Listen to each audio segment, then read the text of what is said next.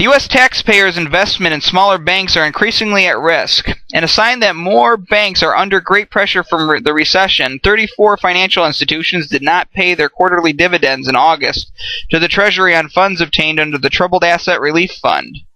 The number almost doubled from 19 in May when payments were last made, and also raised questions about Treasury's judgment in approving these banks as healthy, a necessary step for them to get TARP funding. The banks are not paying their dividends because they are worried about preserving capital, says Eric Fitzwater, Associate Director of Research at SNL Financial. The Treasury Department says it cannot force an institution to pay dividends. For some banks, it may be prudent to exercise their right not to pay dividends in a particular month, and we respect their right to do so, says Meg Riley, a Treasury spokeswoman. To draw any broader conclusions about the state of the banking sector from 1 month is highly premature and speculative. However, a lot of smaller banks are already under stress.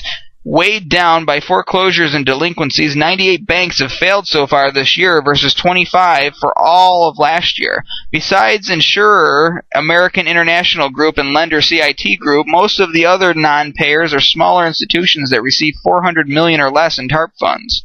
Top Republican on the House Financial Services Committee, Representative Spencer Baucus, Republican from Alabama, says, "We must ensure taxpayers are repaid."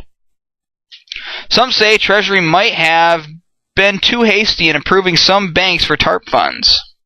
Perhaps the Treasury made assumptions that were a little bit too rosy, says Walter Todd, who invests in banks at Greenwood Capital. My question is also whether the Treasury is staffed adequately to handle this tremendous undertaking. And our last story, 50,000 line up for housing aid in Detroit. This was on the World Socialist website on October 8th by Jerry White. An estimated 50,000 residents of Detroit filed into Cobo Hall Convention Center on Wednesday seeking assistance to pay utility bills and keep from being evicted from their homes. City officials, who expected around 3,000 people to apply for the aid, were overwhelmed by the turnout. In a scene reminiscent of the crowds of jobless workers who lined up for free soup during the Great Depression, a queue of tens of thousands of workers and unemployed people wound around the downtown arena. Young mothers pushing baby carriages, disabled workers in wheelchairs, senior citizens, and throngs of young workers and youth stood for hours waiting. Many had slept on the streets the previous evening to be the first served. Several people fainted during the wait and were treated by medical personnel on the scene. By 11:30 a.m., Detroit's mayor, David Bing, made a public appeal for citizens to stop coming to Cobo Hall. Hundreds of police, including officers from Detroit's special gang unit, stood guard at the entrance to hold back the crowd.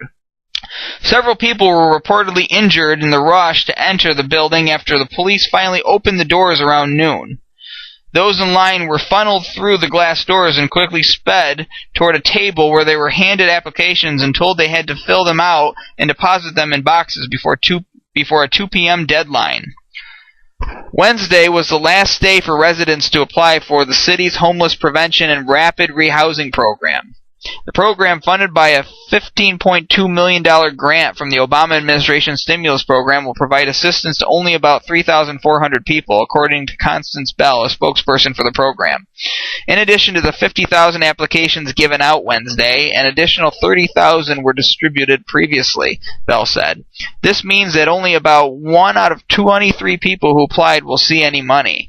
The vast majority will not qualify for the aid, the city spokesperson admitted.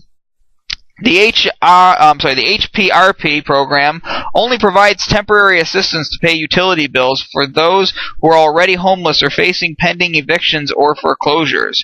Moreover, it will be paid only to those who are able to keep up their housing payments after receiving the aid. No money will be used to make mortgage payments. Rather than informing those who showed up that their efforts were likely to be in vain, city officials continued to hand out and collect applications for the program. Their overwhelming concern was to prevent an angry outburst from people who had suffered the indignity of waiting for hours and being manhandled by the cops. The lack of preparation and disorganization at the event is an indication of how distant government officials are from the reality confronting the working class and the extent of the social crisis. The 80,000 households that applied for assistance represent roughly a third of the city's population. The real jobless rate in Detroit is much higher than the official figure of 29%, due to the tens of thousands who have given up looking for non-existent jobs. The crisis has been exacerbated by the forced bankruptcies and restructuring of General Motors and Chrysler by the Obama administration, which, with the support of the United Auto Workers, destroyed thousands of jobs and slashed the wages and benefits of auto workers and retirees. Then the article goes on a ways. Detroit, which used to boast one of the highest rates of home ownership in the nation, had the top home foreclosure rate in 2006 and 2007, and still ranks among the highest in the U.S. Detroit's economic decline has been long in the making. The living standards won by auto workers gave the Motor City the highest per capita income in the nation in the 1950s. The last 3 decades, beginning with the Chrysler bailout of 1979 to 80, has seen an unrelenting assault on the working class by big business and the government, culminating in Obama's restructuring of GM and Chrysler. The deindustrialization of Detroit was symbolic of the shift by American capitalism from manufacturing to the most parasitic forms of financial speculation. At 15.2%, the state of Michigan has the highest unemployment rate in the U.S. Over the past decade, as the auto industry was downsized, Michigan lost 870,000 jobs. The number is expected to rise to 1 million by late next year. And then you go down a little ways, and it says in the article, the economic crisis is bringing much of the rest of the country to similar straits as in Detroit and Michigan. Scenes of economic desperation are increasingly common throughout the country, with free clinics attracting crowds of thousands in California, Texas, and other states, and thousands of people lining up for a handful of available jobs. The U.S. is experiencing a social crisis unparalleled since the 1930s. In the face of this crisis, the Obama administration is offering no serious relief to the tens of millions of working people who face economic ruin. Now, I found that story very upsetting to me personally, to see those 50,000 people in Detroit waiting in line. You know, in some cases it might be their last hope for trying to pay the bills for the month. And I had some thoughts on this. I wanted to compose them and get it right instead of just saying it off the top of my head. So I wrote this statement as kind of the final word for this week's episode. Now, unfortunately, another government program isn't going to solve this problem here in America, but instead would make it worse. The problem lies in our fiat-based money system and the Federal Reserve's ability to print money with no backing. By printing money and throwing it at the problem, it creates an unsustainable band-aid for a gushing wound that will inevitably make the problem return even worse when inflation from this money printing catches up. By printing fiat money, artificially lowering interest rates, and creating the illusion of capital that isn't there, it creates these bubbles that are naturally going to burst when inflation hits, taking jobs with it and ruining lives that became dependent on this illusion of phony wealth. Well, the grassroots socialists mean well, and I have more respect for them than the politicians that pander to them. The focus of their ire is misdirected. They blame free market capitalism and point to the current situation as the evils resulting from it.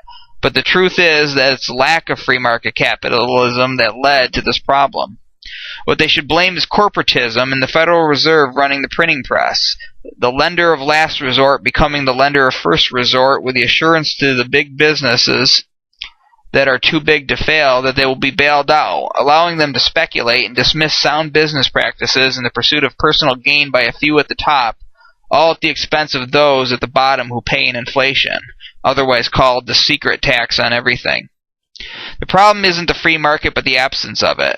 Businesses, like banks too big to fail, should be allowed to fail in order to set an example for others without the Fed printing money to save them.